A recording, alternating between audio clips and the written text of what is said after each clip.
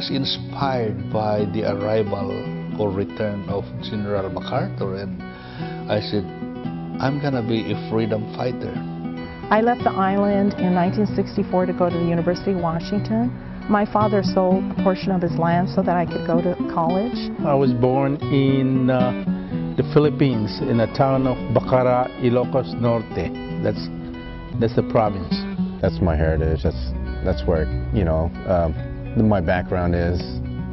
But also, I say American because I was born here and raised the American way. I'm Filomena Almohela Almerol. I was born in the Philippines on August 7, 1921.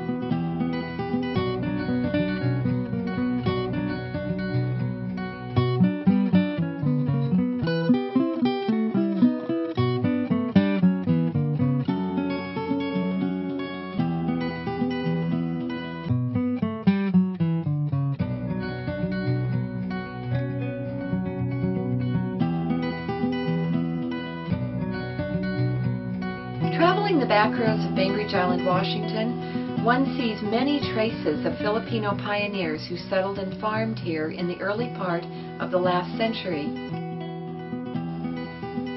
Road signs with family names.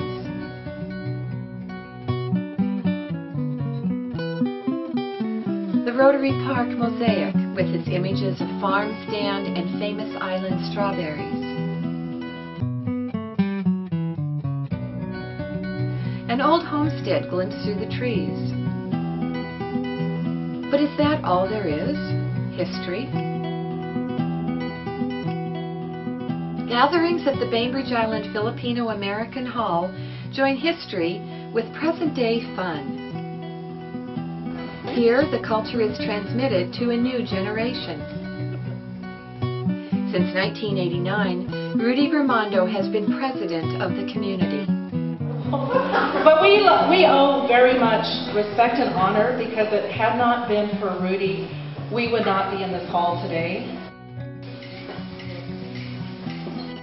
This plenty and joyousness contrast sharply with the deprivation and fear Rimando experienced growing up in the Philippine Islands during the Japanese occupation.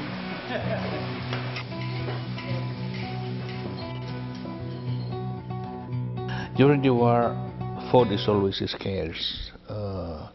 We didn't have a steady source of income, so we just depend on the farm products. And you can only depend on so much, because if you depend on on the agricultural products that you produce, it's not a continuous source of food. You have to wait during harvest time, and in between those, it's always a difficult period of time. We used to eat, you know, our sweet potatoes. We used to mix our rice with grind corn when we cook them, to supplement for just plain rice. And we are lucky if we have 3 meals a day. Most of the time, once a day. Once a day. And it's just difficult time. During the Japanese occupation, scarcity of food was not the only difficulty.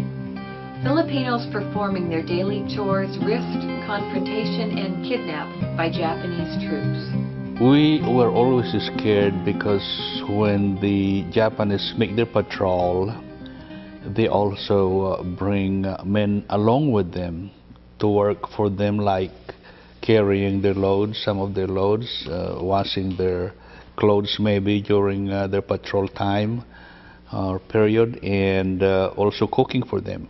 This is Filipino men. The Filipino men. It could be your uncle, it could be your cousin, as long as they are old enough to do those things.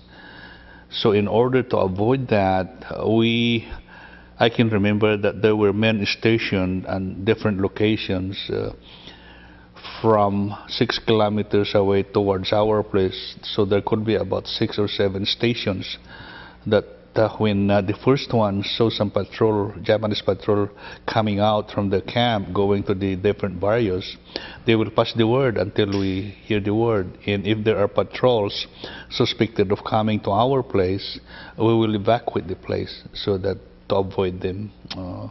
And a lot of times we go to the mountain. And I thought that was a game for me, because as a young man, I can remember I used to carry the alarm clock so that we have a timepiece.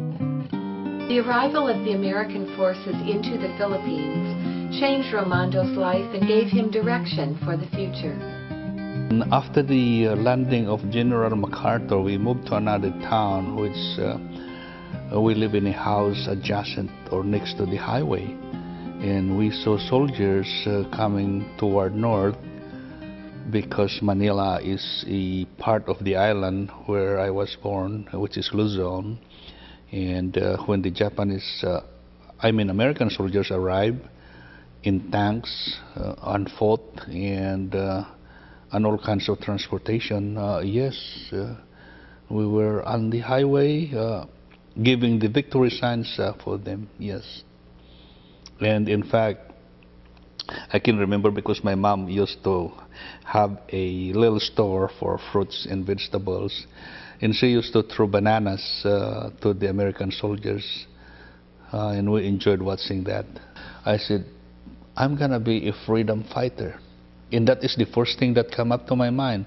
I will join the American forces as much as I can, and every possible way I can, so that I can also fight for freedom for somebody else. And I have that in mind up to the time when I was able to join the United States Navy. A generation later, Eric Henchetta's father also left the Philippines by way of the U.S. Navy. He came from a poor family.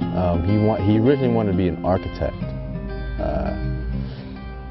But because, you know, there was a draft there too, that they said, here's an opportunity, you know, for you to, I guess, to go to America.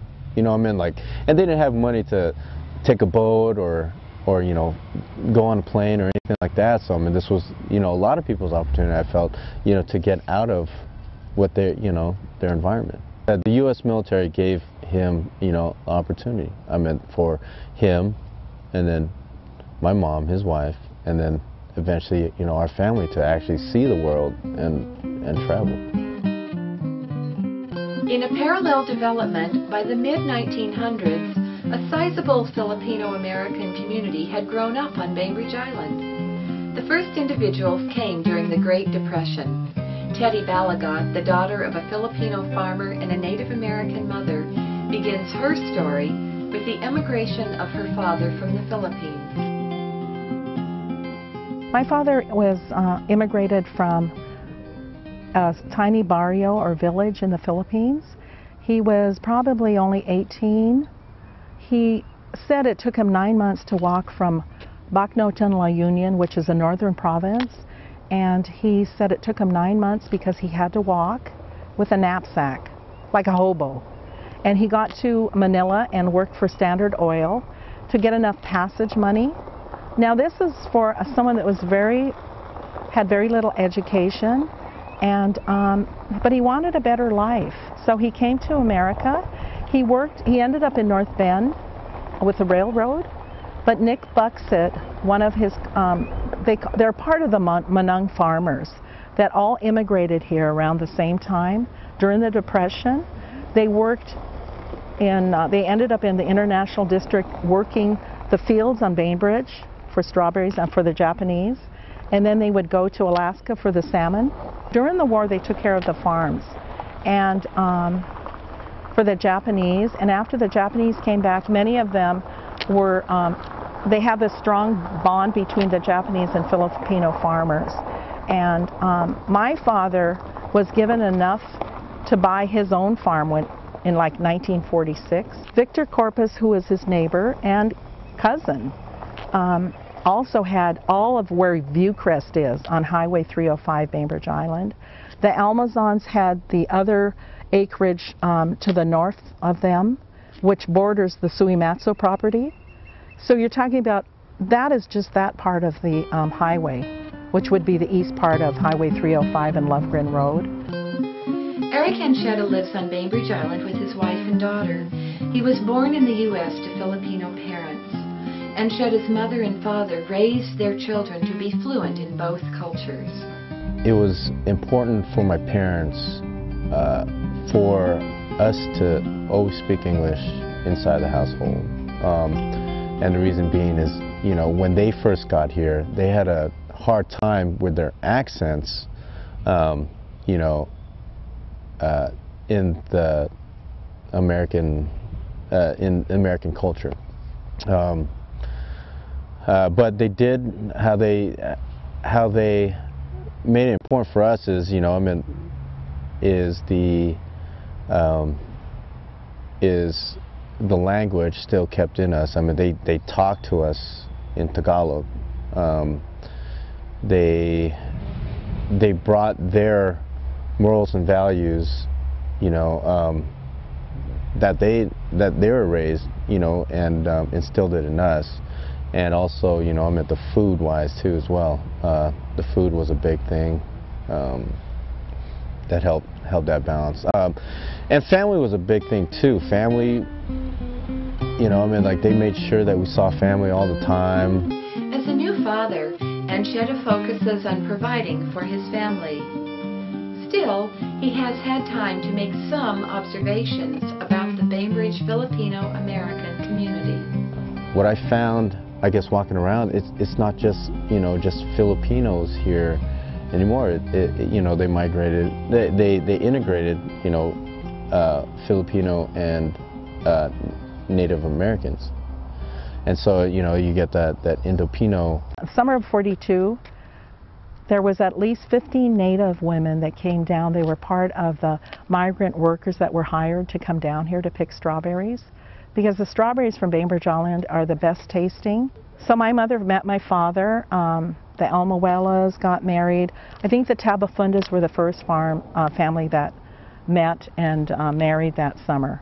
So when I look at Bainbridge High School, class of '61, I can tell you the 15 people because most of them were born to go to high school and graduate 1961.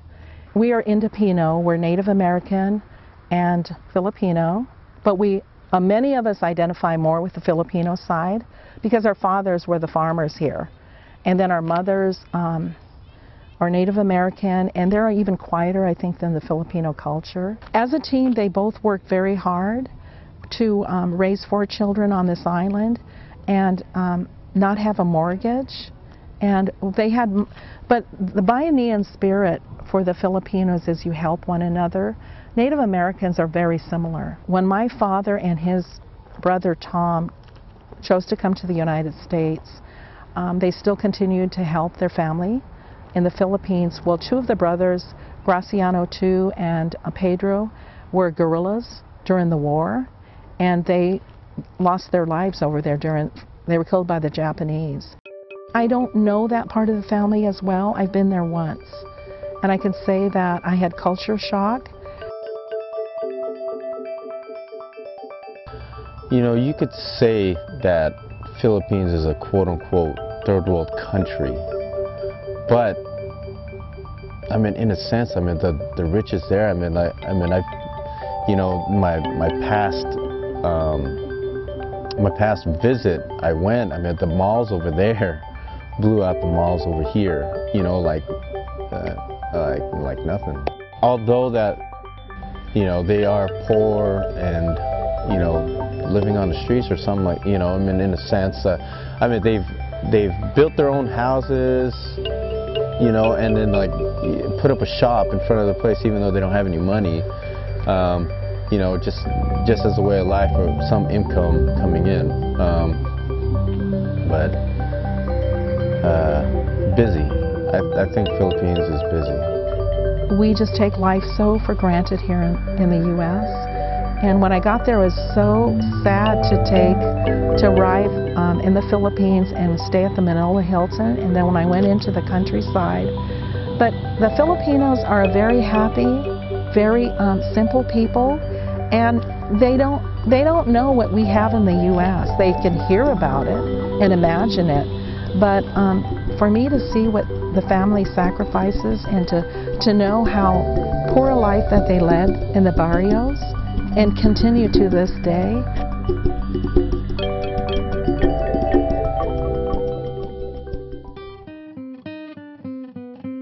Growing up on Bainbridge Island, Teddy Balagot experienced ostracism at public school because of her brown skin. She speaks with pride of her cousin, Tom Almuela, who paved the way for other Indopinos. Well, one of these is my cousin Tom Almuela, who I had the pleasure of meeting his family through the years, because he is the first Indopino Native American student from Bainbridge High School that was nominated to go to West Point, and he was an officer. He retired after 30 years in the Army, and he kind of paved the way because he was a basketball star at Bainbridge High School. So it kind of helped us a little to know that you're an Almuela, so maybe we'll be a little bit nicer to you. Because I hate to tell you, there was very much discrimination on this island. My father taught us, all you need is your school, your church, and your home. In addition to the physical rigors of farm life and the sting of racial discrimination, life for Teddy's family held a special hardship.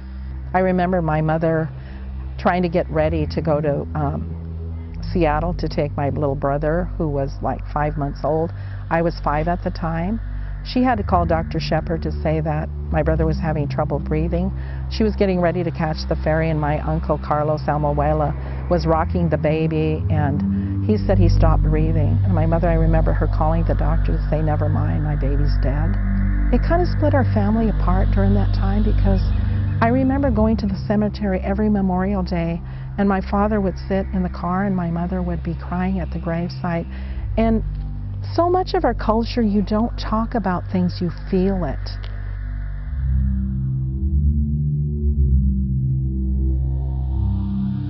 So we have a legacy, something you can't buy. It's a bond.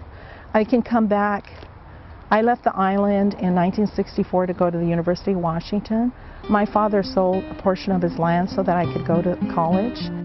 While Teddy was at the university and Rudy was serving in the Navy, the Filipino-American community gathered in 1968 at a gala event to celebrate its 25th anniversary.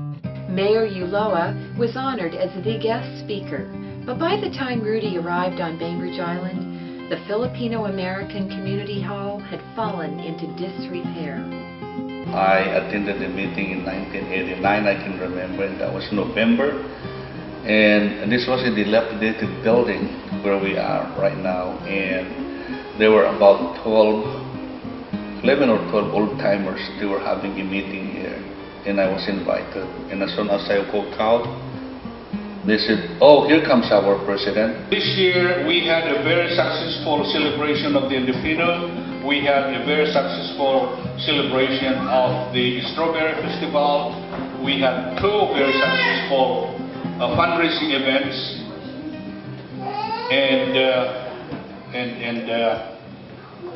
I am proud to say that because of the hard work of the members and the support of the community, we are very successful to do that. So I would like to show you that also we had a very successful Grand Old Parade because we won a trophy.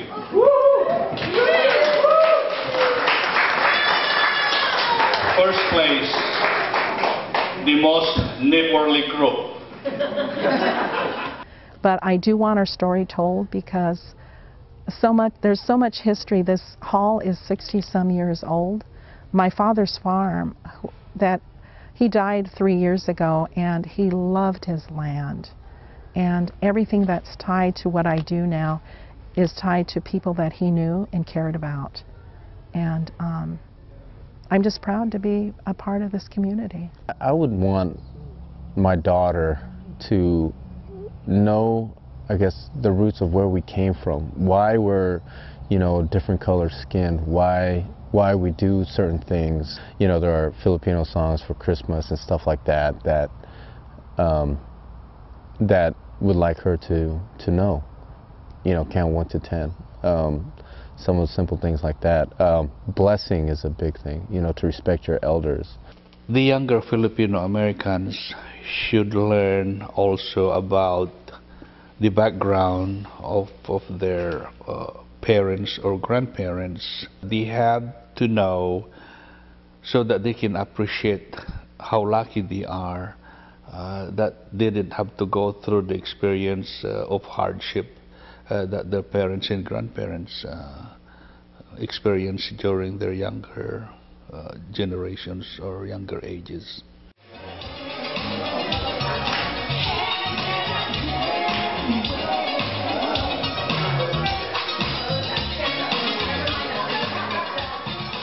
Of course, when I came here, I have done my dream, and the next dream was not only to join the freedom, to join and fight for freedom. I also found out that we have that so-called American dream, which will improve your livelihood, of course.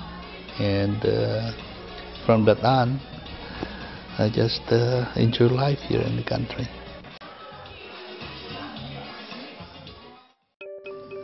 Even while Rudy Rimando gives thanks for his home in the U.S., Eric Encheta toys with the possibilities of a life in the Philippines. I think about living in the Philippines. You know, it's just one, being close to the family. Two, it's, you know, it's a very relaxed style. I think going to the Philippines, I think living there, if you make the money that you make here in the States and bring it over there, or get affiliated with, you know, a U.S. job there in the Philippines, I mean, yeah, I would, you know, I would move there. Nice, beautiful land. I mean, just beautiful. The beaches, the water, yeah. Paradise. Poverty, paradise. And it's, I don't know if there's a word for that.